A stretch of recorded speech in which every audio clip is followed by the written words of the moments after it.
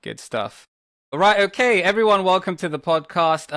Today we're sprinkling some Jimmy on it, joined by Jimmy Sprinkles. Thanks very much for joining me, man. How you doing today? You're doing amazing. Thanks for having me. I really appreciate, I appreciate you having me on, and I appreciate what you're doing for the community. No, no, thanks, man. I think it's yeah, you're another member of that community. It's awesome. We had you take part in the last one pack challenge, which is always good. I think again for me, it makes you part of a select group. I want to do more of these things, and I think a lot of people want to take part. Some people necessarily don't, and yeah, I really appreciate you putting forth there. And I'm hoping you take part in the next one too. I got a few other things planned.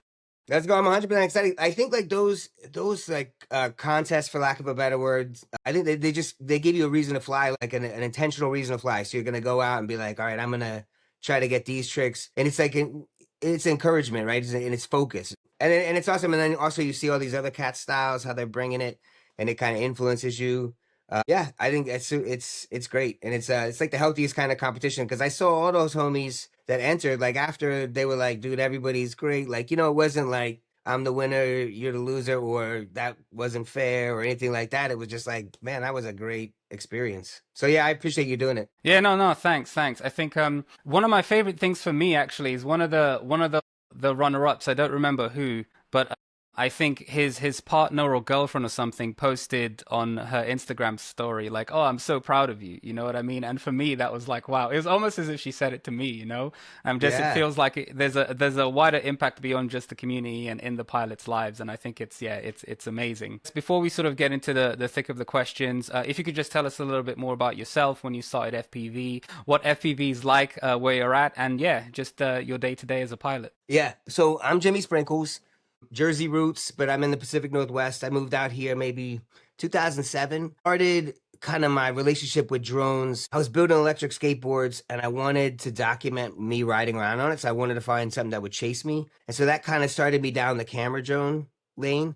And I did that for a bunch of years, like 2017, 2016. But it wasn't until like about a year ago, a little bit over a year ago, I got the Avata 2 as a gift. I threw on the goggles and it was just like, where has this been all my life? You know what I mean? Like that experience, kind of like that first person, cliche. But yeah, it's just like that. Wow. Um, and so I was taken aback, man, and I was like, this is super cool. And I think I had a lot of like cinematic aspirations with it. Right. But then the more I started swimming in the FPV water, the more it's like the community, kind of the tricks, the building, the programming is like, wow, this is everything that I wanted it to be. You know what I mean? It's just like amazing. Dope, dope. No, that's really good. Tell me a little bit more then about your style because you mentioned cinematic and I'm sure you're experiencing and experimenting with different things and you mentioned sort of how you're inspired by the community. So tell us a bit about how your style might have evolved and what it is you enjoy doing the most. Yeah, it's interesting. I hang with a couple pilots out here. And at one time I did like a luncheon with my buddy Brendan B Dog. And at the end of the luncheon, he gave me his footage and he was like, yeah, just use it for your video, whatever. And so when I looked at his footage, I was just like I was in the same spot as this dude, and our videos look totally different. I'm scraping along the ground, getting, low, fast, proxy type vibes, hitting these low gaps. My man's up in the rafters. He's visiting the kitchen. He's talking with the chef. And so yeah, it's like it's amazing to me how many people just bring different energy to something so similar. And so yeah, I'm still developing my style 100%. I think initially I kind of went into FPV thinking like, man, I'm going to be able to do great cinematic storytelling with all these different perspectives. But then kind of like now I'm experiencing the tricks, and like the tricks in themselves are kind of like they're transformative, the perspective switching and everything. And so kind of the tricks in themselves kind of tell a story. Yeah. And so I think what I'm trying to do is when I show up at a spot, I'm trying to tell a story. And a lot of times the story is just about the spot. Like, this is the spot. Look at all the spot. It's not necessarily like there's a heist and, Brad Pitt's involved. But, it's like, okay, so here's the whole spot. And so I'm trying to put videos together in a way that's maybe not the most authentic, like FPV trick. Like my buddy Sweem, my man is a trick phenomenon, right? He does trick after trick, and his videos are pure, and they're focused on that energy, and I love it. And I think he's awesome, and what he brings to the hobby is amazing. But so I'm not that much of a purist. I'm more of like, what can I create? How can I create using the tricks, using the environment to create something that's going to be aesthetically pleasing? And then 100%, I used to DJ and MC and stuff like that, and so I have a big focus on like music and like integrating music with the videos. And so I think, yeah, in the end, like I show up to a spot, what I want to leave with is a video that goes with that has a dope soundtrack and and just kind of just yeah, has a vibe. I want to paint a picture. Picasso, you know what I mean? Yeah, no, absolutely. I'm definitely with you there. I think I agree with that. Again, there's so much expression and creativity, and much like yourself, I used to do a lot of sort of production work and create music. And so it's again, you hit a spot, you hit the lines, and again, it's your unique perspective. You know, sometimes your ability might be the limiting factor, sometimes it might be the wind, whatever it is, you know what I mean? But like you make it work and you get home, and I think especially when you try to put it together with the music and the edit, it sort of takes this life of its own, and I kind of really enjoy that aspect of creativity. It's spontaneous in a way, and I really enjoy that. Yeah. Yeah, I used to do a lot of like freestyle emceeing, right? You just kind of show up at parties, whatever, and there'd be ciphers, and so everybody just kind of jump in and spits their spits or whatever. And I think like it's when you're flying with homies or whatever at spots, it's a lot like that. It's like you just get in and like you have the trick, like just like MCs, like you listen to like Black Thought on his Funk Flex freestyle, 10 minutes. Like some of those bars I heard before, but the way he amalgamated them, like combined them, was fresh. So it's like you show up with tricks in your head, trippy spin, Maddie, this, that. But it's like how they show up in the moment and what shows up after what shows up. You know what I mean? It's just like, and it's that organic creation. It's just it's mind blowing every time. It's so fun, so fun. Nah, no, absolutely, man. That's cool. So again, just in relation to the community and what we have going on and the different things, I know you've got the sort of pilot exchange program going. Yeah. If you could just tell us a little bit more about that. Yeah, so I went, I was flying in Portland, having the Portland experience. And it was unique to, when you're a fish, do you know that you're swimming in water kind of situation. But like I have East Coast roots, and on Instagram, I'm seeing these New York pilots and seeing New York, and I'm like, yo, that, I got roots over there. So I'm kind of connecting with them just through the geography or whatever. And then at some point, I was like, "Yo, I'd love to come dive some buildings with you guys next time I'm visiting my crew." And they were like, "Yeah, dude, come out." I was like, "What? Okay, let's go." So I had a whole day scheduled. I went out to visit. The flights got all messed up. I was gonna spend like a whole day in the city, and it turned out to be like 3 or 4 hours. But Benny and Vegan came out and they hosted me, and it was like, wow. First of all, like, people didn't even hear the drones in the city. Like in New York, like you're flying these drones around people, they don't even act like they see them because it's just such a noisy, busy city. Everybody's so focused, and that's different than out here. The buildings are like 4 or 5 times taller than the buildings here. So it was like such a different. I mean, it was a different experience, right? I was doing drones, but I was doing them in a different place with different people, and I was like, this is so crazy. It's so different. And then also kind of as the more like when I would post events from Portland on Insta, a lot of people would be like, that's so dope. You have such a crew of people that you can fly with regularly. And so it was kind of like, man, I would love to have other people experience what I experience on a regular basis, which is, Pacific Northwest and all that has to offer. Yeah. And so the only way I could think to do it was to kind of bring pilots out to Portland for a set period of time. But I can't bring everybody out here. So bring a set number of pilots out here every year, and then using sponsors. Like we got sponsors to cover the airfare. From Wow. we have three pilots. We got Vegan, we got Benny, we got Babu. There were a couple others that we were talking to, but just life, they couldn't do it. And so Yeah. we got some sponsors to cover the airfare, which is cool. And then we're just gonna put the pilots up in our houses. Like I have a couple extra bedrooms, so I think all three could stay here without a problem. But if I think there was initially five on the list, we would might have had to split things up or whatever. But anyway, yeah, we'll bring them out, and then so every day it's just gonna be an FPV event, right? So one day we're gonna go hit the waterfalls because Oregon has a lot of cool waterfalls. They don't have that in New York Nice. City. They don't have that everywhere. So we're gonna do that. Then we're gonna do city crawl. We're gonna do the bando. We're gonna hit the infamous FPV park. I was talking with the guy that owns that Sackhoff the other day, and yeah, he's opening up. He's like, dude, I would love to have you guys out here. He's super excited about it. Yeah, and then we're just gonna share that with the wider community. And I think the intention is just to show people the difference, just to show people that like we're all connected, and it's a huge community of us, and there's people to lean on. There's help. There's support. It's like let's grow together. You know what I mean? Yeah, no, that's amazing. That sounds really, really good. I think you touched on a few things there that I found really interesting, and I think it's great for you to host these pilots and to extend, that invitation and to again build the bonds in that community, but it's also just much. I mean, as FPV pilots, our surroundings kind of tend to dictate a lot of our needs or a lot of what we do a lot of the time. You know, if it's snowy where you are, you're gonna have to learn how to conformal coat. And as you mentioned, you know, yeah, if you're in New York, it's a noisy city. You're going to be able to do that dive a lot better than some other places, and I feel that's something that's part of the community in FPV that you've definitely captured. That's quite interesting. And I think your surroundings, different pilot style, sorry, different flying styles, different, you know, yeah. So that's really cool. And I think seeing the exchange, let's get vegan on a waterfall. You know what I mean? What's that gonna be Yeah, like? You know? And so that's awesome. That's really really cool.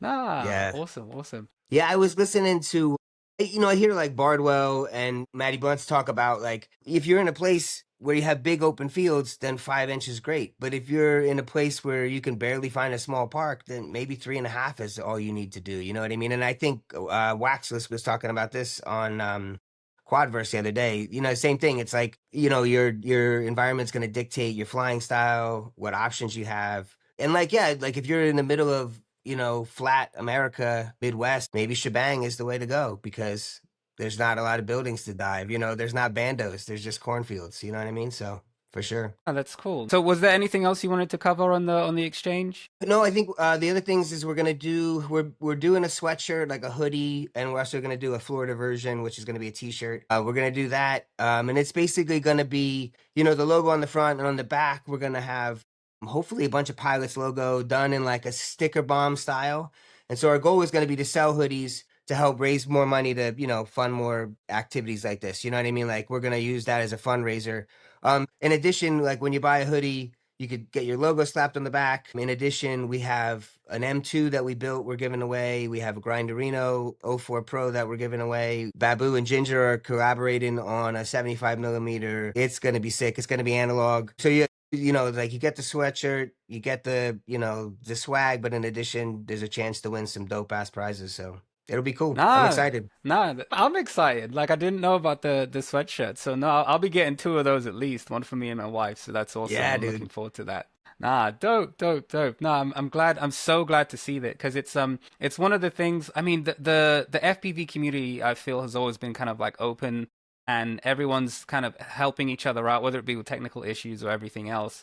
But I also feel like a lot of people, and it's not to criticize anyone for doing it, but a lot of people tend to have sort of like blinders on and they just do their one thing. So it's amazing that you're reaching out to this community in this sense to do the pilot exchange and experience different environments, but also the merch and everything to raise the money, give away prizes, and to keep it moving forward. So no, I commend you for that, man. That's awesome. That's the type of thing that I'm trying to do. So it's really good to see someone else do it. That's really good. Thank you, brother. And I big shout out to Max at M2 Frames because he donated, he's donated frames. Joey over at Print Fund, he donated prints. So like we're getting a lot of help from the community. Professor helped me with the video shoot. B Dog helped me with the build. Sweem is like coming with the sponsors and really helping with that. Babu's doing the build. Jen, it's like it's like the effort. Like I'm doing some delegation for sure, but it's like the community is just coming together to make this work. It's like I just started like putting some seeds out, and then now some people are showing up to water it, to fertilize it. Somebody's weeding the garden for me. Somebody else is watching for frost. You know what I mean? So like when this shit grows, it's being grown by the whole village. You know what I mean? Nah, that's dope. I'm looking forward to the outcome and just seeing it grow. And yeah, no, also happy to contribute in any way I can, man. Yeah. Oh, Definitely. I mean, just this is great. Just getting the word out is great for sure. Awesome. No, well, thanks, Jimmy. We've spoken about just your the community aspect of the FPV and also how your sort of surroundings dictate your needs. And you mentioned earlier that you sort of got started with the camera drones. But at what moment exactly did FPV sort of click for you, as if like this is the thing that you want to do? I think when I flew the Avata 2, like that was like, wow, this is really a fun hobby. I'm into that, but I've been into hobbies before. But I think it was when I went to my first Pacific Northwest Freestyle club in the area. They host events like every month, and they're not like huge events. But in this time of year, February, March, something like that, they would have indoor events. And this one indoor event was just like RC spot, whatever. I'd never been to any kind of FPV event before. I didn't even know what to expect. Showed up, and it was a room full of weirdos, right, dude? Like the perfect kind of weirdos with their goggles and their chesties. And I'm like, are you kidding me? Everybody else is geeky into this, like I'm geeky into this. And then the best thing is like I'm just sitting there being an idiot, not knowing what to do. And Pacific North Whoop came over. Harley came over to me. He's like, bro, you got the wrong props on your drone. And I was like, instant shame inside of me. And he goes, I got you, bro. And or homie, I think he called me homie or something like that. I got you, homie. Pulled out some props, boom. Because I think I was rocking like and I should have been rocking 35 millimeter, something like that. It was like the Pro versus the Air or something. Anyway, Yeah. man, it was just like, wow, dude, that guy just helped me. He doesn't even know me. And then like there's another guy, Nate, that was there. We were talking about the jittery, and I was like, this is my tribe, man. This is my thing. I want to do this. And like I love flying. That's amazing. But then like the community aspect of that's what made it click for me, for sure. I would say it's the same for me, to be honest. I've always been, well, there's a few other things. I've always been into flight, and FPV brings a lot of my hobbies into one thing, especially with the production and stuff. But it's sort of a lyric from the little FPV rap I did, like, is this little fly guy whooping if nobody can hear it? And I feel like, are you really doing this thing if there isn't a community to sort of, pull into it and to contribute? And I feel like FPV is one of those things that, yeah, you can fly your drone and do this, but it's so much better when you have a community and yeah, it's all love going around. So no, I definitely agree with that. Solid, solid. Yeah. Yeah, it's like when you're like you need like a painter can paint, but like to really have your art be like absorbed or appreciate, like you need somebody else to see it, right? It just doesn't, yeah, somebody else has to experience it in order for it to be actuated or whatever, you know what I mean? Yeah, no, that's exactly it. And I think because there are so many pilots now, and it's interesting because like I see people joining Instagram for the first time, and it's kind of basically they've maybe following like 20 people, and I'm one of those 20 people that they've just started to follow, and it means they're sort of joining FPV and getting right into this part of the community, and I'm so happy to see that, because again, it's all love, and it's all about that acceptance and expression, and pushing people to not pushing people but just inspiring people, I guess, really. So I think, yeah, no, it's awesome. Almost pulling them, right? As opposed to pushing, but almost pulling them. Like there's this gravitational pull when you have a community that is like this, that is supportive, that is positive, that people just want to be a part of. You know what I mean? Even if they don't fly, they just want to be homies with the people that are chill and are authentic. You know what I mean? Yeah, no, absolutely, man. So how would you say that FPV has changed either the way that you see the world or the way that you see yourself? Yeah, I think a couple things. The big like put it on a t-shirt and wear it around is like to crash is not to fail, right? Like it's almost the opposite in FPV, right? I remember I posted a bunch of crashes and Win Rapport was like, "Well, this means you're getting better as a pilot." It's like the fact that you're crashing like this, and I was like breaking arms like crazy. I mean, he was like, "This means you're getting better as a pilot." Right. And so it's like in life, sometimes we fear failure. In FPV, you almost like chase it. You almost chase the crash, right? You want to get as Right. close as you can to the crash without crashing. And you realize that crashing that's the price of entry, right? So you're gonna have to crash. You're gonna have to fix your shit. And it's okay. And there's a whole community that's gonna support you fixing your shit. And I think that's the other thing too. It's like it's okay to ask for help. I think I think there's a lot of like particularly men who feel like they need to fucking fix the world all themselves. And I don't think that's true. I think there's people want to help you. And if like, just ask them. And I think that's like the community has made, I've had to ask because I didn't know. I had this drone. I couldn't figure out why it wouldn't fly. My buddy Wes came over and he was like, well, I see a cold solder joint right there. And I was like, okay, boom, fix that. It flies. Thank God. It's like, wow, dude, I didn't even know how to ask for help. Right. And so I think that's it. So yeah.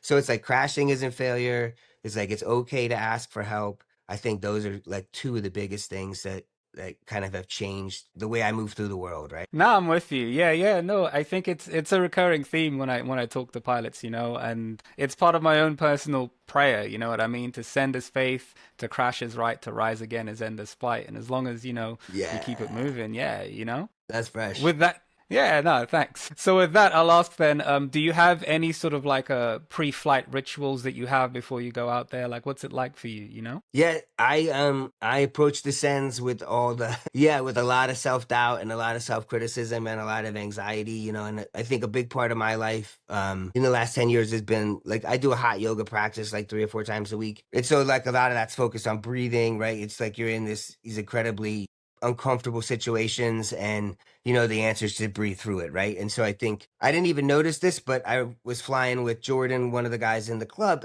he talked about, oh, this is the Jimmy Sprinkles breath. It's like when I put the goggles down, boom, I see everything. I do the 360. Okay, do I have enough? There enough space on my card? Yes. Like, does my OSD look good? Does my battery look good? Great. Then it's like I take a couple breaths, right? And it's like a breath. And I really just really try to focus on that breath and like try to bring everything. I try to ground myself, and then it's like, let's go, arm it, and it's on. And then yeah, then fuck. Hold on, baby, because I can't chill. I gotta go. My man B Dog was like, dude, you don't have to send every pack. You can just take the first couple to warm up. Cause I'm like, I went out with him one day. I'm like, yeah, I'm on my first pack. Next thing I know, I'm power looping right into the side of this digger. Honk.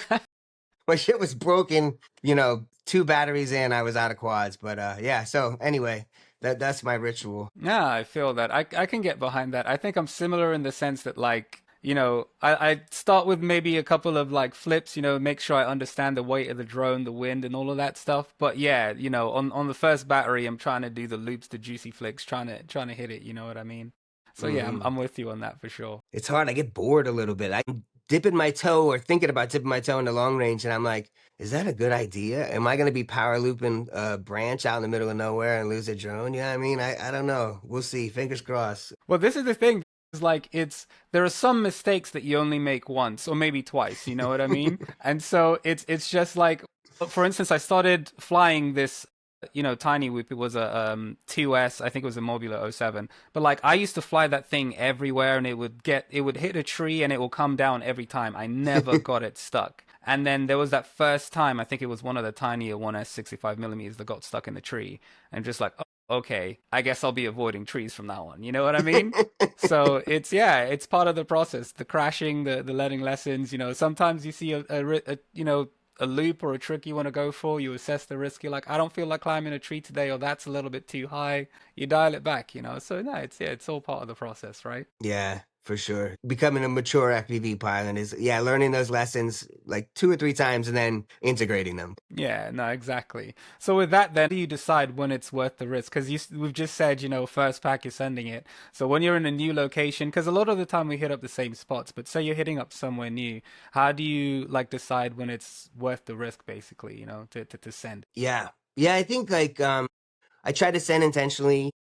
I mean, we were flying waterfalls out in the gorge, and one of the waterfalls was like a really popular spot that would have probably got somebody pinched. You know what I mean? And it was like, Mm. yeah, like I can pass on that one. I don't need to get pinched today. I had a good day. I flew a bunch of waterfalls. Like, let's go get some wine, eat some burgers or something like that. Like.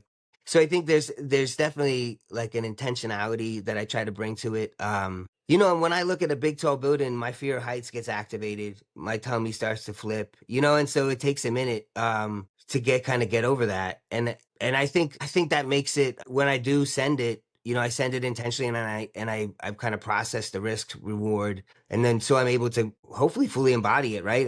And not second guess that decision, right? It wasn't like I'm not halfway through the pack going like, fuck, this was a bad idea. I'm halfway through the pack like, yep, this is everything that you expected it to be, and it sucks. Let's go. You know what I mean?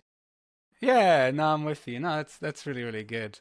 I think it's yeah, and this is the thing. We're always dealing with all sorts of risks, and I think for me today, I think I had like my first encounter with like a quote unquote Karen, I guess, today, and it was kind of really funny because this dude. So I fly in this kind of like maze area, and there are statues and things everywhere. You know what I mean? I can fly in the open field, but I want to be hitting the hedges and the maze, doing the curves, right? Sure. And so this guy was posted up in the corner, and I like he's just another statue as far as like my FPV eyes can see. He's perfectly still. But you know, it's a Sunday. It's probably one of the first good days we've had in the UK. You know what I mean? For Hmm. weeks, if not months. So families are out and everything. So I go to hit the spot. I see that there are kids.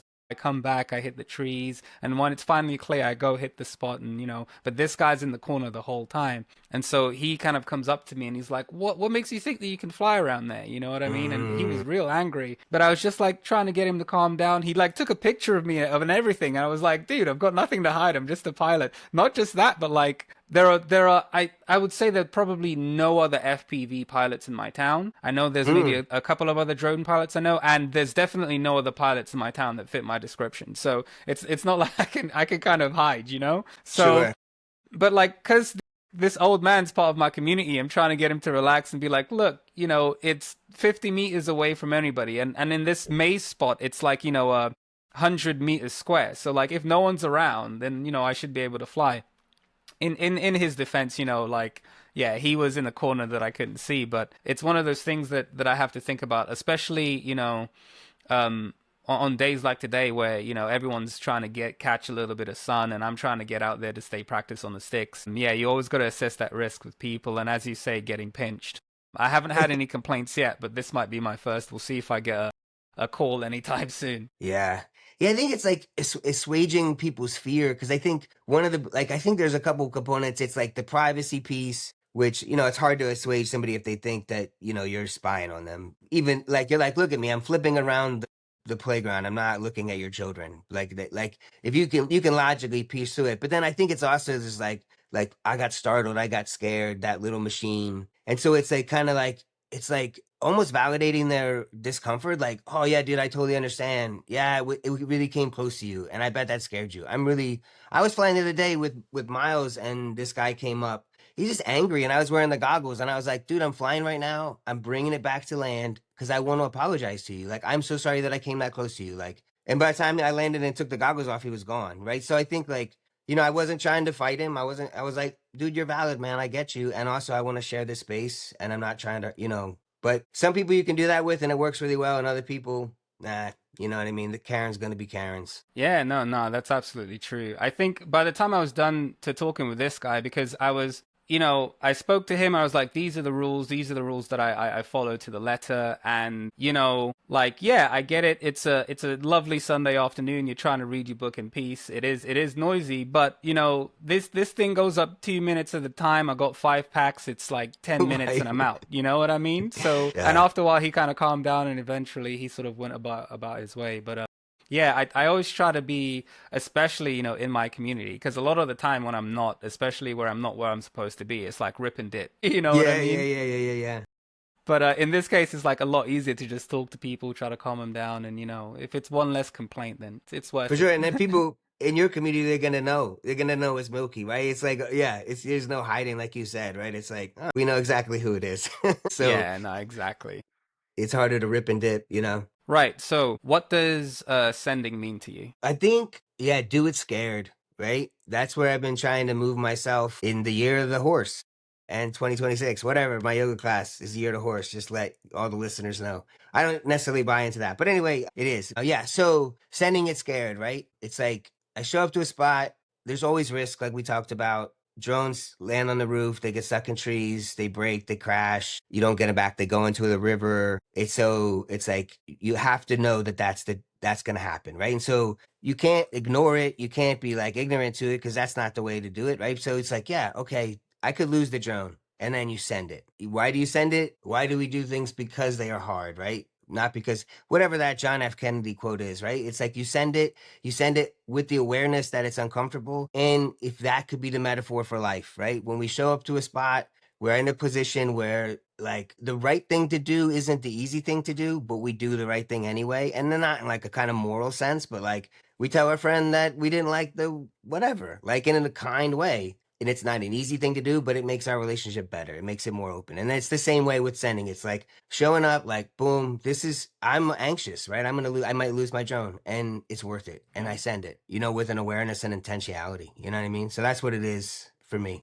Nice. No, I can definitely get behind that. FPV is such an amazing hobby. I feel like you can't continue to do it consistently without experiencing that sort of aspect of growth and challenging yourself and your technical ability and your fixing and Hmm. really challenging yourself, you know what I mean? Sometimes I know guys with rates that are way too high, or, they try to avoid soldering or whatever else, and it's just like you're not going to be able to get that comfort until you challenge yourself and you learn those skills, you know what I mean? You don't have to Yeah, love soldering, you got to be able to do it, you know? for sure. Yeah, I think like I still fear losing my drone. Like the other day, my drone just bounced into the river, and I didn't even see it go into the river. It just vanished, and it was like obviously gone, and the river was there. And it's like, that hurts. But like, if the motor breaks, okay, that's a fix. I can do that. If the arm breaks, okay, that's fixed. I can do that. If the VTX breaks, okay, that sucks. I can try to get DJI products smuggled across the border, but I can fix it. You know what I mean? That's a tough one, man. I'm really curious as to I don't know. Hopefully, it's just the current administration being a bit strange, you know. But I'm hoping that because again, I'm communicating with pilots kind of across the globe. The person I interviewed before you, he was a Ukrainian pilot that's sort of now in Germany, and the rules in Germany are so strict. Again, if there's a flight of you flying in an open forest, you know what I mean, and it happens to be at the wrong time at the wrong place, that's you getting a ticket. So it's a lot stricter.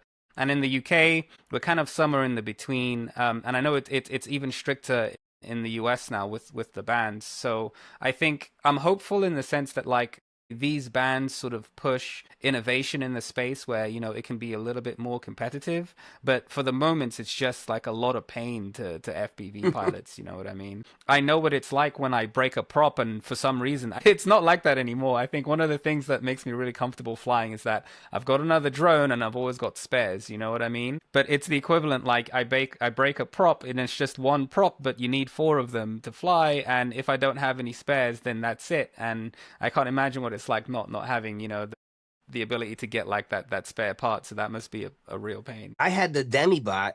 I built a Demibot and flew it and broke it really quickly. So it's like a brand new Demibot with like an '04 Pro. The arm was broken, and I couldn't get an arm for what felt like 6 months. It's probably more like 4 months, but so this just like a brand new. You know what a 5-inch quad costs, right? With all the pieces, all the soldering, and it finally works, and you're like, yay! And then it breaks right away, and then you can't fix it. It was just, yeah. Now I fly the Apex. Yeah, no, you got to do it. But this is the thing. It's like, especially when I got into the hobby, it was like the trade war was going on a little bit more, and it Hmm. was a little bit like, like China was blocking drone shipments out. So it was at the point where like I had to decide that like if I couldn't get like two copies of a drone outright, then I like it was no point buying the drone basically. And I still kind of have that mentality. But I'm like that with the frames. I'm looking to get my hands on an M2 frame as well. Like you guys are making me mad jealous. I keep Yo, waiting. I think I just need to find the right drop. But yeah, the M2 looks fire from what I could see. I mean, Max said, I talked to him like a week ago, and he said that another, carbon shipment was coming in a few weeks. So, and then he'll have more. Like this initial shipment, there was like a limited amount, and then this the next shipment, supposedly there'll be more. So yeah, hopefully that's available to you because it is like as far as tiny whoops go, man. Like I was flying the 75 a lot outside. Like I mean, only around people do I even like the mall is where I fly that now. Like this little basher, man. Every battery I crash it twice. I was just talking to Miles about this the other day. It's like you have to bring a lot of props to the park because that's what you do. You're just crashing it. You got to change the props and then you up, boom. And it's like every once in a while, tighten all the screws, but that thing is a beast. My '04 has lasted in it. I don't like knock on wood. It should have died months ago. It's crazy. It's an amazing little drone. It's got so much power. It's agile. It's amazing. You'll love it, bro. Ah, sweet. I'm looking forward to it. I ask all of the pilots to submit a video, and you've shared one, so we'll just go ahead and share this video, and you can tell me a little bit more about sort of why you like this video so much, or this pilot or his style. I think what this pilot is like is clearly authentic 5-inch freestyle flying. And also when the music's played, like it's really well with the music, but just the way that they move around an object. This is a singular thing. There's no gaps. There's nothing. It is a pillar of cement in the middle of nowhere, and they have made it into like this eye capturing thing. Now it looks phallic, but like Sorry, no, this yeah, I mean thing's it's just all good. I frozen on think me. it's just like I don't actually know this video. Like all their videos are so inspiring. Like if I could just show up to a spot and find a tree, find a cement phallic object, fly around it, create the kind of artwork that they create, I would be just so That happy. transition was sweet, actually. Yeah, every video they put out is like this. It's just like it's a masterpiece, man. It's so good. They're such a great pilot, and then they've used their piloting ability to also create great cinema, great art. Yeah, no, I absolutely love it. I think the black and white intro sort of already had me hooked because we have this shadow of the drone and yeah, so you know you're in for some artsy stuff when it's black and white. For sure. And the scale, like it shows like the scale, and then all of a sudden it switches to that fisheye lens, which kind of distorts the scale. But then, yeah, look at that movement. It's just so crazy. Like, hold on. This is a ride. You know what I mean? Like, what's gravity there? You know what I mean? Like, where are the Yeah. limitations of the universe? Where's physics? Come on, Einstein. Let me know. Yeah. No, exactly. Wow. Yeah, what's up? What's down? Who am I? How did I even exist on this planet? Like, this It's guy so is Harry good. Potter. He's just bending the Oh rules of the yeah. universe. And this is the thing, it's just so clean lines. You're working with a building and you're doing all of these acrobatics and it's just everything's so tight and symmetrical as he sort of moves through it. And because of yeah, for me it's oh wow, this is a like we're in nature now, bro. We're communing with nature. This is amazing. Yo, this is a journey, right? I didn't even realize this. It's like pack a lunch. We're going on a journey here. I love Yeah. that, man. And this is the thing we were talking about earlier is again, when it's FPV, what you capture, where you're flying, what you're doing, it's about your surroundings. And a lot of us are in nature and we're communing in nature and now we're back at the bando, you know? I love that. Yeah. Well, yeah, I mean every spot he shot has been, and I don't actually know their gender or whatever. Ox plumes, I'm not sure, but I'm assuming male, but yeah, their artwork is amazing. Every time I watch their videos, I'm just really impressed for sure. No, I that's definitely that's haven't done really any beyond watching their videos. That's the extent. I haven't like fanboyed it out and internet stalked them yet. Maybe that's coming up next. We'll see. yeah, but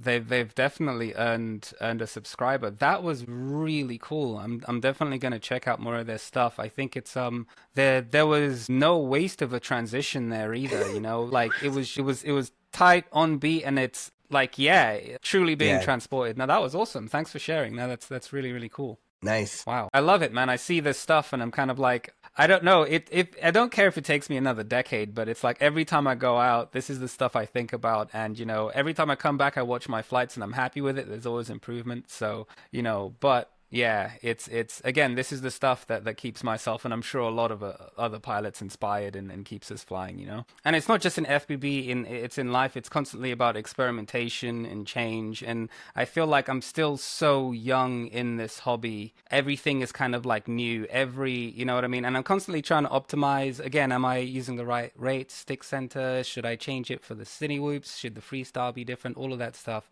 But I think with each of those questions, there's an answer that leads me towards like a new path of experimentation and creativity. And I feel like that's what it's about. You know what I mean?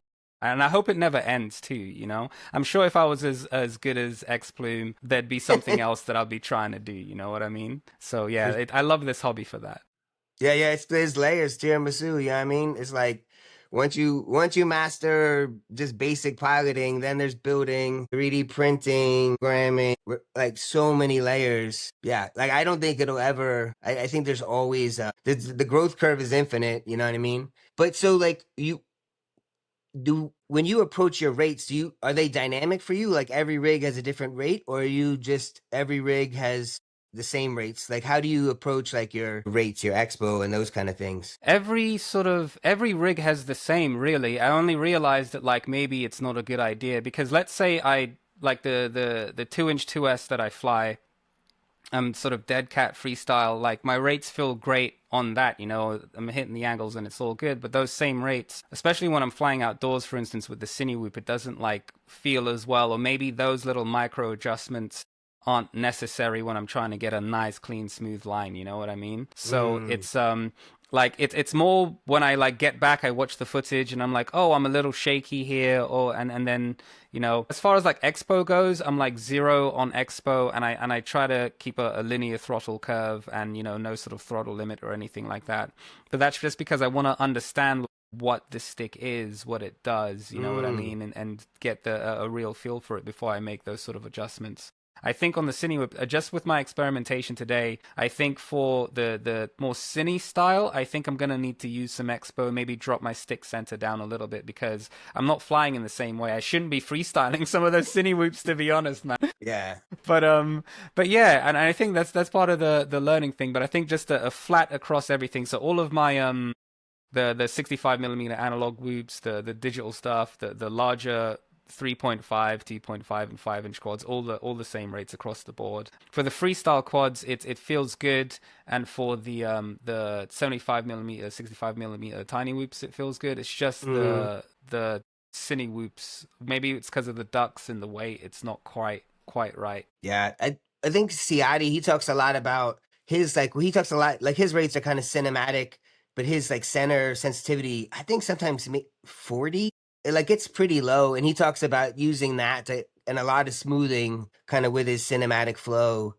to kind of like soften everything. I don't know. I think if your cinema, I wouldn't mind throwing it through a gyro because like your whole point is getting a smooth flow, right? So I don't feel like that's cheating. But you know, maybe some people do and that's okay. But I think like for freestyle, yeah, I want more jip, jip, jip, jip, jip, jip, jip, you know, like that. And so I think the smooth it just doesn't make it as good, you know what I mean? I want a little more jitter. Yeah, no, definitely. I like the snappy, responsive feel. I feel yeah, Mm, it's the way to go. I feel connected to the quad, and it's one of the reasons I feel like sometimes I put on as a little as like 0.1 expo, and it just feels like the stick is that much more sluggish, and I can really feel it. You know what I mean? So I think I'm gonna struggle with the Cine Whoop, but again, it's more about adapting the sort of flight style. The other thing is the difference between like people who thumb and people who pinch, you know what I mean? And I mm, find that people who thumb, they tend to have like lower stick center sensitivity. And I also find they tend to sort of flick the sticks towards like the edges of the gimbals a lot more when they fly. Whereas I tend to, like, most of my work tends to pinch, and I'm kind of, most of my work is like in the middle of the sticks, you know?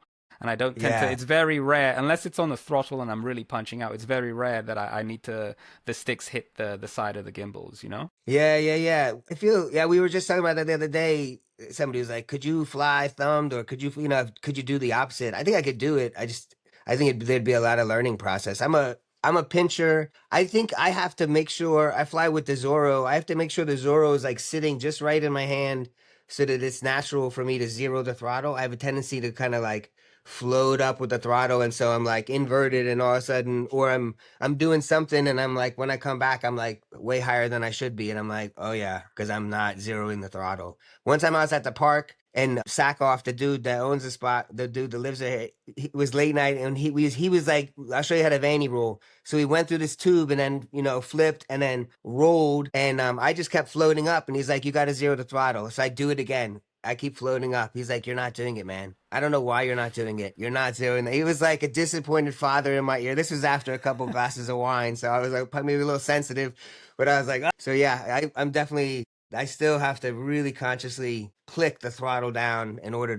to kind of remember to zero it. You know what I mean? Yeah, I think that's the only time really that I do hear that click is when I cut that throttle. But it's one of the things that's sort of been, I don't struggle with it now. Now it's kind of like good, but I started off from the Pocket and then I moved to the TX15 Max. And so it was just the stock Pocket gimbals and then moving to the TX15 Max, which has the AGO2s. It's a much bigger controller and it's much bigger gimbals. Immediately, the just having more room on the throttle felt good, but just with how I have to hold it and the fact that like I don't hit the sides of the gimbals, but I want to be able to get there comfortably. And I found that having to either change my hand positions to be like more forward on the controller to be able to get the throttle up comfortably and get that finer control. Little things like that I'm having to kind of adjust to as I'm learning. But yeah, it's all part of the process. So it's more like a rectangular shaped controller. Yeah, Vogue. Yeah, it's more like that than like something like a game controller like the Zorro yeah. is. Yeah, I see the cats flying with that. I don't know. It just feels really. But again, I just picked the Zorro at the beginning. I was like, I want to fly with the Zorro, and then that's just what I stuck with. Maybe if I had started with the pocket or started with the rectangle, I would be more into that. I think it's whatever you get in where you fit in. You know what I mean? Yeah, to be honest, and I think that's it. It's part of the your surroundings dictating your needs. It's like whatever you can get your hands on, that's what you should be using. You know what I mean? If the pocket's readily available, don't worry about anything else. Get the pocket, make it work. Get the stick Yeah. time. You know?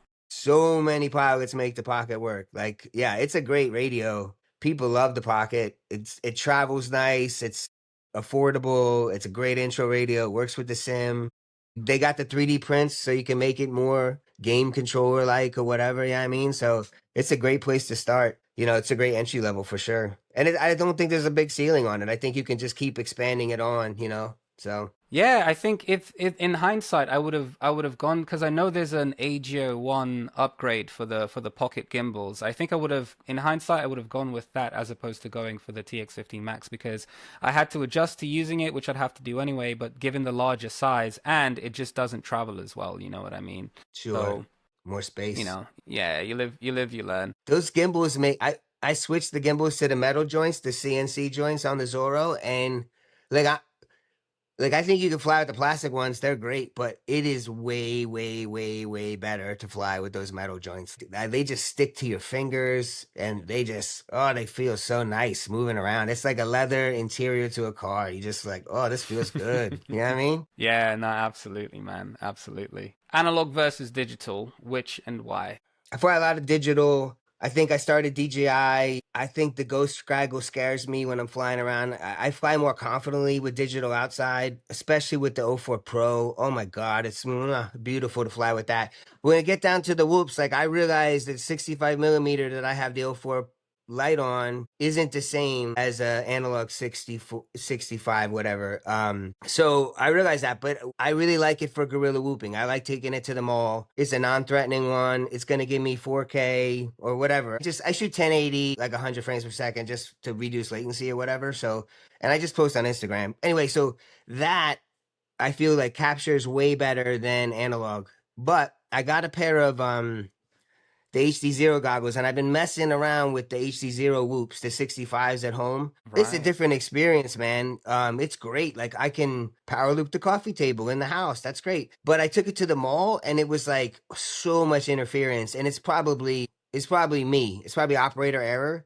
But if it ain't broke, I'm gonna go to the mall with the O4 Digi. But I think like yeah, for tricks and stuff, that I've been flying that and I've been flying a 75, one of the, like the Beta Flight Airs or something like that. I've got a pair of those and I'm just ripping them around. I can do things with that I can't do with any other drone. It's just like it feels like somebody turned gravity off or some shit like that. I don't know. Like all of a sudden I'm upside down for a long ass time and then I'm right side up. There's Yeah. the ground. Okay, I'm sorry I'm not going there today and I'm back. You know what I mean? I can't do that with the O4 lights, but yeah, there's always a trade off, right? I feel like for posting, I don't know, man. Like for your FPV homies, we'll watch that 1980s TV show style video, and it'll look Yeah.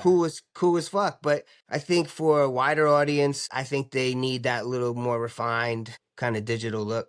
So long answer to a Yeah. short question. Nah, I think yeah, you've captured all of the sentiments I think for, arguments as to why you'd go for either or. I think it's the one thing that like I've struggled with is the 1S O 04 lights. I just haven't like I don't because I'm used to being able to do a little bit more freestyle on the other, analog loops. I'm trying to do the same thing with that and it's really a mistake on my part. But what I found was that because I'd spent most of the time just flying these analog 65 75 millimeter whoops, that when I went back to the O4 light, the narrower camera angle was just like it was feel like having blinders on, and so I couldn't stand it anymore. And so I got the Flywoo wide angle, Dude, so good. Definitely worth it. Yeah. I'm not sure if it's worth it on a 1S because it is significantly like more weight. It's maybe up to like another 2 or 4 grams. But on the 2-inch 2S, I put that thing on after flying with like, just the stock. And yeah, it's made the world of difference. I highly recommend it for Euro 4 lights. They're really, really good. Yeah, I think I don't know that you could do the like already the O4 is too heavy for the 65, but my man Sweem, he's got his now down to like I want to say 23 grams or something like that with the O4. Ooh, I think maybe Kotan. it's really and he can fly it too. I've seen him do some. He did like a Barani and all kind of like a slalom trippy with his O4. Like again, that guy's he's a technician.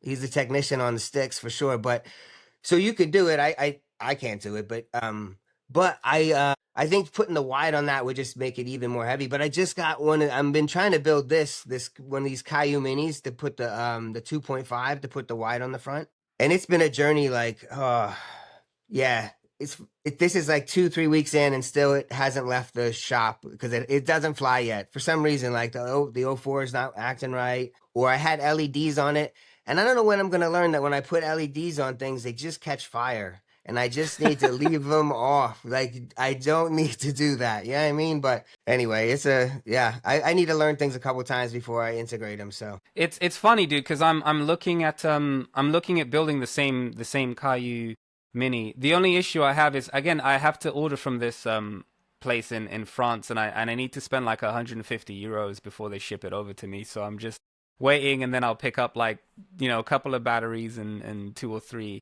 Caillou Mini frames. But it's one of the things I'm looking forward to getting, especially getting that wide angle in it. That's gonna be really really dope. What I always struggle with though when I'm building my own drones, especially again with these O4 lights, is the jello. It's a real problem, and I think solving it's half tune, half just getting the soft mounts or the right sort of TPU mounts for the cameras. But on every build that I've done myself, it's been jello, and so you got to let me know how you overcome that once you get it in the air. I'm gonna let you know right now. Hold on, man.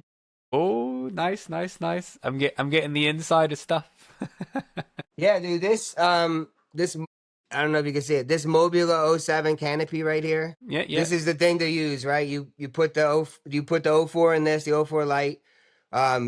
You tighten it down. I put a little glue in here to hold it in, but then the big thing is when you and I don't think I have that special of a tune on, but if anybody wants the tune that I have on my 75 or my 65, I'm more than happy to share it. But yeah, then when you go into the settings, you turn off Rocksteady, you put it 1080 at 100, you put it on wide, and then you just fly. And I don't have any jello when I do that, man. Like, I mean, I don't do um I was just flying, and the same with Max's frame, the M2, like straight out the box. I flew it without turning off the rock steady because I just forgot that I had to turn it off, right? And so I flew it and I did some cool ass shit. I went to watch the video, it was all shaky. And I'm like, what's going on? And then I turned off Rocksteady and flew it again, and it was like a different drone, man. Like all of a sudden, everything was smooth and easy. So yeah, so that's been my experience.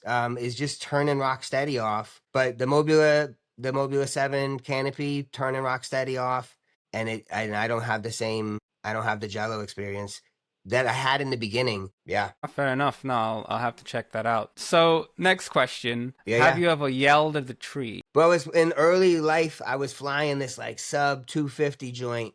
This is probably like 6-8 months ago. Sub 250 with a little carbon frame at my park. It's got, significant, it was a 2S, so it had some bang for the buck. I'm power looping trees, shooting tree gaps, and I can't fly for shit. I land in a tree, I crash, dude. So this thing is like 75 feet up in the air. I'm throwing every shoe, sticks. I get an arborist throw. I try to get that up there. I bring my Avata 2. I fly around trying to knock it out. My partner, Destiny, she took this tree climbing class, so she's like knows how to climb trees. I bring her to the park. She's throwing the arborist throw up there. Bro, I'm yelling at this tree. I'm screaming at this tree. The tree Damn. never gave me the drone back. The drone lives in that tree. Like some squirrel has made it like a deity up there. Oh, I have to go to the drone to worship. Yeah, it just lives up in the tree now, man. I saw the little green blinky light fade into the night and I never That's saw it tough. again. Yeah.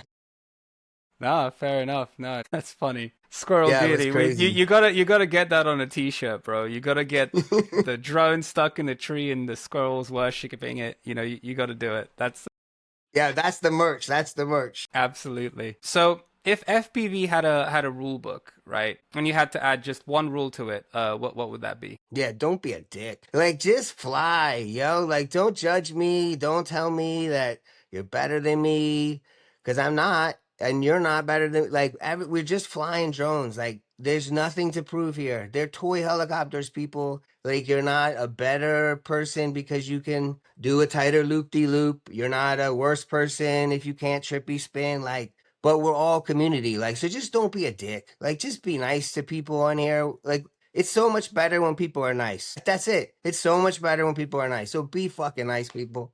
Come on. Yeah, no, I definitely agree, and I feel like it's one of the reasons, like, because there's not necessarily like hate within the community, but there's a lot of shit talkers, let's say, you know what I mean? And I think Yeah. low key they're putting down other people and and for me, I want it to be wide open doors again. Everybody feel welcome. We're all sort of learning, you know what I mean? I I can't trippy spin that well. I know there are pilots that are great trippy spinners, but they also can't dive. You know what I mean? And there's everyone has a hole, and we're here to just help each other forward. And regardless of your limitation, I mean, you're gonna be able to fly and have that self expression, right?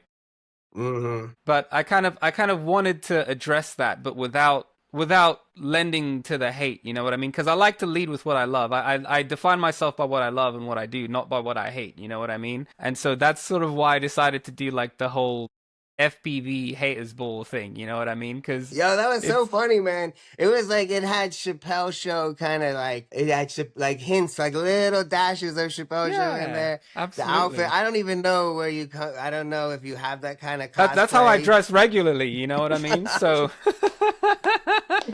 Yeah, that's why I put on the cheetah hat. I was like, God damn, I need to come correct. Let me see what I got. All right, cheetah hat. I'll bring that energy. Let's go. Yeah, yeah, dude. so I think for me, I'm gonna use that sort of character and thing probably to address some of the negativity that's in a fun kind of way that also includes other people, and I feel like yeah, but I think you're totally right, man. Just show love, and everybody shows love, and we're all moving forward, and When you had Yellow Bastard in the audience, like real life, I was like, and Sim was there too, the alien joint. I was like, bro, is an AI wizard, bro. I was like Dumbledore about this joint. I can't even believe it, yo. It was nuts. dude, that was the funniest. Like, it was the best thing for me because like it was like honestly because I was trying to make it work with the AI, and then when it finally worked and it worked really well, I was like, oh my god! And like again, it's about community, and being able to include these guys kind of in the joke and all of that stuff. It was yeah. I think I spent more time laughing whilst I was doing this than anything else because it was just so fun. It was It's good. good. It came out really good, dude. Yeah, chef's kiss. Thanks, thanks. So with that said, FPV, if it was illegal tomorrow, what would you do instead? Me gonna be a pirate. Me going to the sea. And I'm gonna fly me drones in the ocean. You can't rule over me. I'm gonna become a pirate, man. Eye patch parrot and my sticks, and I'm out. I'm going to an island. Not the Epstein Island though. Fuck that. I'm going to a better and maybe Gilligan's Island. Yo, I fuck with Ginger or Marianne. Maybe the professor's wife. We'll see. If it got cold at night, maybe. She's a cougar. Hey, Let's go. do what you got to do. Your environment dictates your needs, as we say. That's it. It's Nah, relativity. yeah. No, I'm with you. I think it's one of the things. It's a real possibility in this hobby that the crackdowns happen. And again, I speak to German pilots, and they're like, it's so restrictive that like it's impossible to get a legal flight out. You know what I mean? Without flying in your own home. So yeah, I think that's it. You gotta fly. You gotta fly. And I mean, I think what they've done with Tiny Whoops, what you can do with an analog 75, 65, and what you could do with the M2 frame, like you could fly that almost anywhere and nobody even knows unless they're there. You know what I mean? Like you have to be within like, 50, 30 feet of the drone to know that a drone is being flown. And then with those drones, you can do some cool ass flying and you can capture some cool ass video. So I think, yeah, the hobby's definitely going to change. But there's homies in America that have like property, the FPV park. You know what I mean? And there's wide open spaces. I think there'll always be a place to fly. But yeah, change is what the only thing that we can depend on. Yeah, yeah, definitely. It's one of the things I'm trying to not necessarily address, but I think this podcast, it's mostly, by the community for the community, but I'm hoping by the end of it, we have a body of work where we have the opinions and experiences of pilots globally, and we could sort of use that maybe to like show the real side of FPV. You know what I mean? The people who are actually doing it. These guys who are out there flying. It's drones. It's not about war. It's a hobby. It's nothing nefarious. It's just people doing this thing that we love, expressing ourselves, and it's to try and get people to understand that more than hearing the word drone and thinking something nefarious or weird. So hopefully we can get there, and it helps make things better. I mean, it's crazy that I keep forgetting that it's 10 o'clock in the morning well, now it's 11, but when we met, it was 10 o'clock in the morning and it's evening time for you. So it's like, yeah, it's so crazy that it's such an international, right? Like me flying these little toy helicopters has me talking with a cat on the other side of the country. Let's go. Mind blowing. Yeah. Yeah, no, it's an amazing thing. And this is the thing, I speak to all of these pilots and it's like we're all doing the same thing, going through a lot of the same struggles, and it's just sort of like, yeah, it's really universal. And I think it's short of, again, these virtual hobbies, playing video games or whatever else. It's yeah, it's an amazing thing, and it's awesome to be connected to such a global community. I mean, we got RVD in South Africa, we got Sim in France, Blix in Switzerland, we got you guys Yeah. out in the States. We've got Mechanicus out in Israel, you know what I mean? And so it's just, I think, yeah, if we can, again, it's United We Whoop, we're all here, we're all doing the same thing. We all got the same sense of humor too, you know what I mean? So it's Yeah. definitely not something that I take for granted, I've been in a part of many different hobbies, whether it's paintballing or, I've been in a band and done music. I've toured with stage productions and festivals and stuff like that. And that's work and hobbies, but like this is one community that where it's like wow, everyone's like super tight knit and everyone's it's like open doors. Everyone wants to speak to everyone else, and we're all sort of yeah. And it's a special thing that we definitely shouldn't take for granted. It's cool. Yeah. I mean, yeah, like it is cool. And the foundations were built on like my friend Brendan. Like he told me like he used to build drones from Home Depot. Like they'd go buy Dow and build it, right?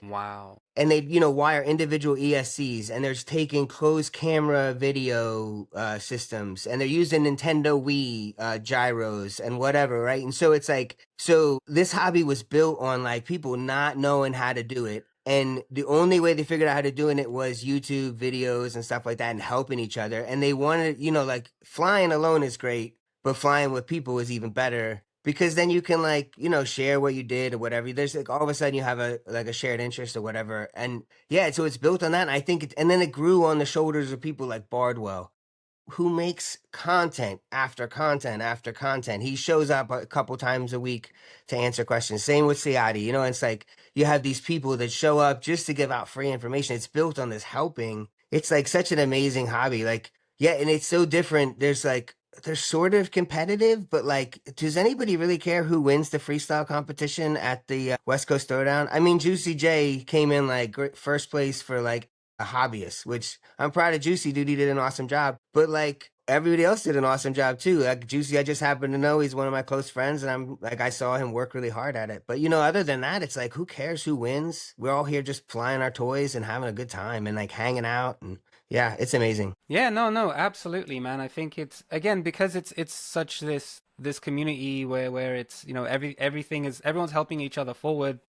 Like his win is going to be your win. You know what I mean? You're part of Mm, that community. You're going to be happy for him, and I think yeah, it's really dope. I went to the Birmingham International Race Days. I sort of tagged along with Blix and Symbiosis. And just being there and meeting, talking to a few different pilots, you know what I mean? I was a standby pilot, so I didn't really get to race. But, that sort of takes the pressure off, and then I'm just there sort of talking to people, you know what I mean? The winning team there it's more or less a dude from Latvia and his sons, you know what I mean? So they travel in from Latvia. They dominated the competition, as Wow. a team. And yeah, I speak to him, and he's like, "Yeah, I've been traveling around the UK because he's doing this thing where he's basically teaching in Latvia. He's instructing on how to instruct people how to build drones, but he's also doing that himself. And it's sort of like from the very basics, from soldering with like the first couple weeks of courses, and then to the actual flying. And he's helping kids do that stuff. And so just meeting him, talking about his process, and knowing that it exists too. I mean, my wife is from Lithuania, so I was just thinking, yeah, it's only a couple of days, 3 days out in Latvia, right next door, isn't a big deal. And so making that connection, connecting with you, connecting with Ginge, and being like, yeah, if the time comes, I could hop on a plane, get over there, we'll hit some bandos, do the thing, and yeah, so it's an amazing thing. And likewise, his victory, I feel, is like as much of my victory, because if not for this sport and this hobby, I wouldn't know that there's this person doing this thing. And yeah, it's just awesome. It's really, really Yeah, awesome. yeah. Yeah, anytime, man, hit me up. Anytime you're in Portland, Oregon. I got at least one spare bedroom, maybe two. If you ever need it, you're welcome to stay here, man. Anytime. And Yeah, yeah, no, I and appreciate it. I got a soldering station too. So bring your drone. We'll go break it and we can fix it before you go home. You know what I mean? Nah, solid, solid, good man. So, if your drone had feelings, what would it say about you? I mean, like this, like the for like in our culture nowadays, like we like to throw around like terminology that maybe we shouldn't, but I feel like my drone would probably fall victim to that and would use words like narcissist, psychopath, like not masochist, sadist. Yeah, not masochist. Because if that drone hurts me, I'm not feeling that's not what I'm trying to see. But yeah, I think the drone, yeah, it's not, I don't know that it's consensual. I don't know if we find out these drones are sentient beings that I'm going to feel good about myself. But hopefully time will, time will, time will favor me. We'll see. Fingers Hey, it's crossed. it's only a matter of time before we get some AI powered drones, right, that can talk back to you. But I think it's like the purpose of the thing is to well, for lack of a better term, to fulfill its purpose, right? You know what I Yes. mean? So you'd think a drone would want to be flown, but Yeah, and like, I've actually just lit two on fire inadvertently, like a 2S lit on fire and a 1S lit on fire. But I mean, otherwise, like, they carry on, like, like the motors will go on to fly in another drone, or the flight controller will have a new motor, or the flight controller will have a new VTX, or they'll get put on a new frame. So it's like the cycle of life, like the Lion King, only with drones. yeah, I can dig it. Nah, definitely, definitely. Quick fire round, soldering, love or hate. Yes. 50% of the time, it works 100% of the time. And it's frustrating when it doesn't work 100% of the time. So yeah, I love it and I hate it, but oof, I'm getting better, but still love and hate. Yeah, I think the mistake that I made with soldering is trying to be a perfectionist, And I'm like, Mm. it's funny because like I get some bind and flies, I fly them around, I crash, and like a motor solder kind of like pops out, and like I've never had that happen with anything I've soldered myself, but it looks Mm. terrible, you know. So as long as it flies and it stays together, you're good to go, man. You ain't got to be Picasso with the soldering iron; it just has to fly, right? Yeah, I remember my cousin, who's more of the blue collar. I remember him commenting on somebody's how they sweat copper pipes, and I had just sweat some copper pipes at my house, and I just remember hoping that he never looked in my closet because like it was not gonna live up to his standard. And the Ah, same there for you my go, man. soldering. When Brendan sees my soldering work, he's just there's a little bit of judgment, a little bit of head shaking, but there's all love for sure. Yeah, no, it's solid. Right, so indoor or outdoor? I mean, outdoor is better unless indoor is huge, but I don't have access to a huge indoor space. We're in that season where we have to fly outdoors. I mean, indoors a lot of the time, but I've flown outdoors probably, I've only had to fly indoors like once or twice this year. Like, it's been amazing. There's been like little pockets where I could just run to the park and throw up 6 or 8 packs and then come home and discharge the 20 that I charged up to go to the park with. You know what I mean? I'm always aspirational when I go to the park. Yeah, no, it's solid. You've got one pack left. Are you ripping or cruising? I think I've already confessed that I have the inability to cruise. Even when my Yeah. intention is to cruise, I end up crashing into like a cement pillar. You know what I mean? It just doesn't work out. Yeah, no, I feel that. No, you got to rip it. Good man. So whilst you're flying, do you listen to music or is it like silent? My best packs, if I have my best packs, I listen to music. I have the bone conducting headphones on. So usually I can listen to music and hear kind of like some noise around me, but I got old man ears. So like people try to talk to me when I have the bone conducting headphones on. It just sounds like the Charlie Brown adults. You know what I mean? Like it's good if I'm hanging with the homies and like they're talking to me and I'm flying. I can't really do it as well as I can do it if I'm just like locked in, music on, goggles on. It's just me and I am the drone, one with it. You know what I mean? So I think the Yeah. the music helps to pull me more into that reality and out of this reality. Nice. No, I can feel that. So with your propellers, your props, biblades or tri-blades? I'm just trying to unify everything now. Like I'm trying to do the same props, the same drones. A 65, a 2 inch, and a 5 inch, and I'm trying to fly. The same props. So for the 2 inch, it's 2023's Gem Fans, Tri Blades, and for the 5 inch, it is the Vanny style, and then for the 65, it's the vegan Bi-Blades. Nice. I can dig it. I can dig it. And lastly, so your DVR, are you going to show it all or delete it all? I don't want to see everybody's DVR. I want to see what you want me to see, right? Like I don't need to see your shitty flight pass, right? Like I don't need to see you make the sausage. Fucking make me breakfast. Put it on a plate, put a Mm, little garnish on it, and that's what I want to see. And so that's what I want to share. Like you can watch me run the same line 5 times before I actually feel like, yeah, that really looked good this time. Well, and then I bring it home and I'm like, actually, the second time was better than the last time. You know what I mean? It's like, but I want to be able to choose what you see. I want to be able to cultivate or curate. I want to be able to curate a video. I want to be able to tell a story about my spot. Even if the story is just like, look, I flew at this spot. The spot is pretty chill. Check it out. You know what I mean? yeah, no, I'm with you. Well, yeah, dude, that pretty much brings us to the end Nice. of the questions and everything. Thanks again very much for joining us. I know with the time difference, we had some scheduling issues and getting things sorted. So again, thanks for Oh no, my rescheduling. pleasure, man. I'm glad to be here. Thank you so much. Actually, last thing I'd ask is that yeah, if you just have a message to the community, anything you'd like to share with the pilots or the audience. I think it's not about cloud, it's about community. I think like you can be the best pilot you can be, and that's gonna feel good, but like, being the best pilot that you could be and being connected with the community and being, having admiration and love for others and having others have love and admiration for you is gonna feel so much better. Whatever trick you pull. Like the trick's awesome, bro. You can do it. But it's gonna feel so much better kind of sharing that with people that love you. Like so just that would be the message. It's about community and we need to really, well, yeah, put our energy to that, to building that. Yeah, no, I agree. I think I can't remember on it was an intro to a rap song. I can't remember which song, but it was like to be recognized, you have to recognize. And I was like, yeah, you know what I mean? I feel like, and it's like, yeah, to get love, you got to give love. And I think, yeah, no, I definitely agree with that. No, well, Yeah, no, thanks for sharing that, dude.